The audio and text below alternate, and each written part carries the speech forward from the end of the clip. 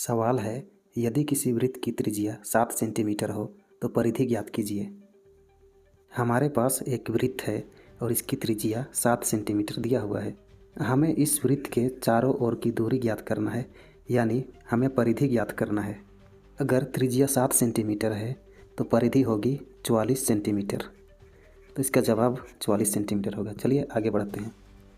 यदि किसी वृत्त की परिधि 44 सेंटीमीटर हो तो त्रिज्या ज्ञात कीजिए। यहाँ परिधि दिया हुआ है और हमें त्रिज्या ज्ञात करना है। इसकी त्रिज्या होगी 7 सेंटीमीटर। तो इसका जवाब होगा 7 सेंटीमीटर। आपको कुछ समझ में आया क्या? अगर आप कंपटीशन एग्ज़ाम में ये सवाल हल कर रहे हो तो इसी तरह आपको मौखिक रूप से ही हल करना होगा, अन्यथा आप हल करते रह जाओगे और समय बीत जाएगा और सिलेक्शन होने से रहेगा। तो फिर सवाल उठता है, क्या इस तरह के सवालों को बिना फॉर्मूला के हल किया जा सकता है? जी हाँ दोस्तों, इसे बिना फार्मूला के भी हल किया जा सकता है। चलो मैं बताता हूँ। आपको बस वृत्त के बेसिक मान को याद रखना होगा और आप चुटकियों में हल करते जाओगे। तो वह बेसिक मान है 7, 44 और 154। यहाँ पर 7 जो है ये आर है, आर यानी त्रिज्या। 44 जो है ये वृत्त की परिधि यानी सरकमफ्रेंस, इसे सी से दर्शाते हैं। और 154 जो है वृत्त का क्षेत्रफल, इसे एरिया कहते हैं, ए से दर्शाते हैं। तो बस आपको इन्हीं तीनों बेसिक मान को याद रखना है। यकीन मानिए, अगर आप इसे याद कर लेते हैं तो दुनिया के जितने भी बड़े वृत्त होंगे आप उसे चुटकियों में हल कर पाएंगे, क्योंकि वृत्त के जो भी मान होंगे वे इसी के गुणज में होंगे। तो चलिए इन्हें हल करके देखते हैं। यह तो बेसिक मान है, इसका जवाब आप आसानी से दे सकते हो, क्योंकि अगर वृत्त की त्रिज्या 7 सेंटीमीटर है तो परिधि होगी 44 सेंटीमीटर। चलिए अब आगे देखते हैं। अगला सवाल है, यदि किसी वृत्त की परिधि 44 सेंटीमीटर हो तो त्रिज्या ज्ञात कीजिए। क्योंकि अभी यहाँ पर परिधि दिया हुआ है तो हमें त्रिज्या ज्ञात करना है। तो इससे पहले वाला सवाल का जस्ट उल्टा है ये, तो हम हल उसी तरह से करेंगे। 7, 44 और 154। अब देखिए 44 जो है ये परिधि है तो इसकी त्रिज्या होगी 7 सेंटीमीटर, तो इसका जवाब होगा 7 सेंटीमीटर। अगला सवाल है, यदि किसी वृत्त की त्रिज्या 14 सेंटीमीटर है तो व्यास ज्ञात कीजिए। क्योंकि हमारे पास एक वृत्त दिया हुआ है और इसकी त्रिज्या जो है 14 सेंटीमीटर, और अगर हमें व्यास ज्ञात करना है, उससे पहले व्यास किसे कहते हैं? परिधि को परिधि से मिलाने और केंद्र बिंदु से गुजरने वाली रेखा को हम लोग व्यास कहते हैं। तो इसे इस ओर भी बढ़ा देंगे तो पूरे व्यास के बराबर होगा, यानी यहाँ आर और आर को मिला के एक व्यास बनता है। तो हमें जोड़ना होगा 14 + 14 28। तो इसका व्यास होगा 28 सेंटीमीटर। चलिए आगे देखते हैं।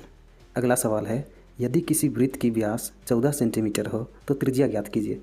जस्ट इससे पहले वाला सवाल का उल्टा है, मतलब हमारे पास व्यास दिया हुआ है, यानी कि इस छोर से इस छोर तक की दूरी 14 सेंटीमीटर है, तो हमें त्रिज्या बताना है। तो त्रिज्या होता है व्यास का आधा, यानी 14 है तो एक साइड 7 होगा, इधर भी 7 होगा, तो इसका जवाब ही होगा 7 सेंटीमीटर। अगला सवाल है, यदि किसी वृत्त की परिधि 44 सेंटीमीटर है तो व्यास ज्ञात कीजिए। हमें मान को उसी क्रम में लिखना है, 7, 44 और 154।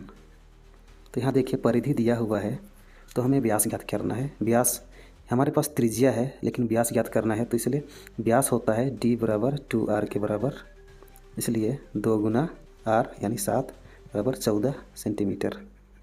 तो इसका जवाब होगा 14 सेंटीमीटर। अगला सवाल है, यदि किसी वृत्त की व्यास 14 सेंटीमीटर है तो परिधि ज्ञात कीजिए। यह सवाल भी जस्ट उसके अपोजिट है, तो इसका जवाब होगा 44 सेंटीमीटर। यानी व्यास दिया हुआ है, व्यास है 14 सेंटीमीटर, तो हमें त्रिज्या ज्ञात करना है d/2, यानी 14/2 = 7 सेंटीमीटर। अगर त्रिज्या 7 सेंटीमीटर हो तो परिधि होगी 44 सेंटीमीटर। उम्मीद है आपको यहाँ तक चीज़ें समझ में आई होगी। चलिए अब आगे देखते हैं। अगला सवाल है, यदि किसी वृत्त की त्रिज्या 14 सेंटीमीटर है तो क्षेत्रफल ज्ञात कीजिए।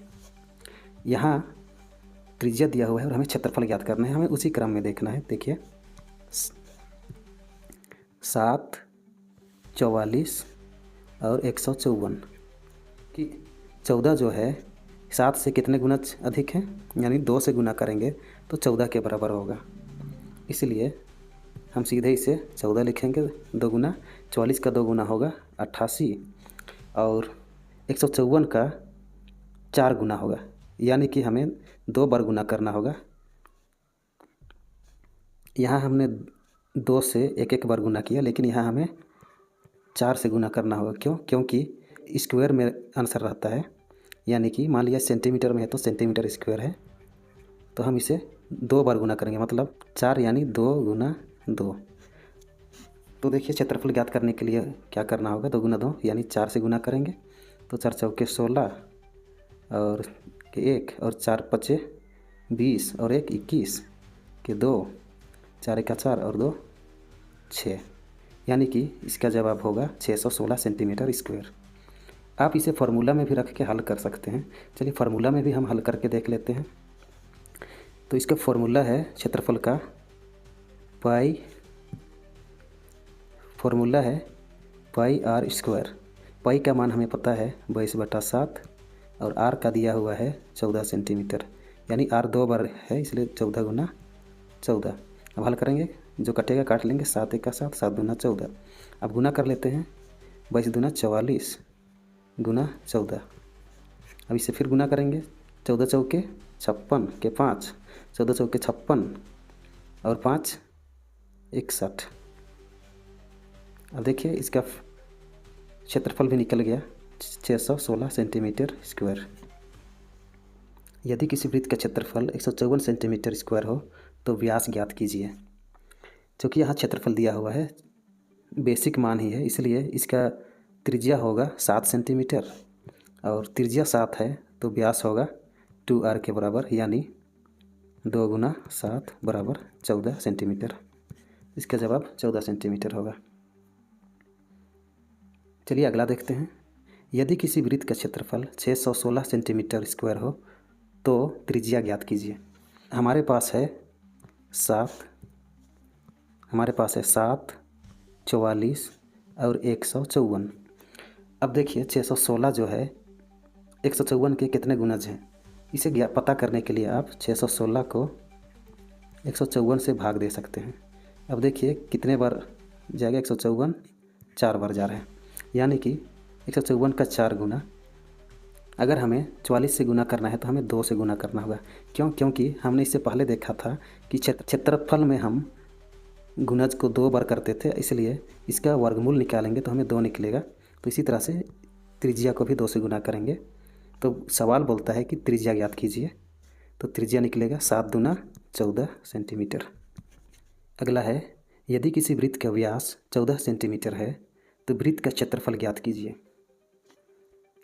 अब देखिए यहाँ भी व्यास दिया हुआ है, यानी कि यहाँ से यहाँ तक की दूरी 14 सेंटीमीटर है, तो हमें वृत्त का क्षेत्रफल ज्ञात करना है। व्यास 14 है तो त्रिज्या 7 होगा, तो हमें पता है कि क्षेत्रफल 154 सेंटीमीटर वर्ग होगा। उम्मीद है आपको चीज़ें समझ में आई होगी। अगर इसी तरह आपको और भी वीडियो चाहिए तो वीडियो को लाइक, शेयर और सब्सक्राइब ज़रूर कीजिए। चलिए मिलते हैं किसी और वीडियो में, तब तक के लिए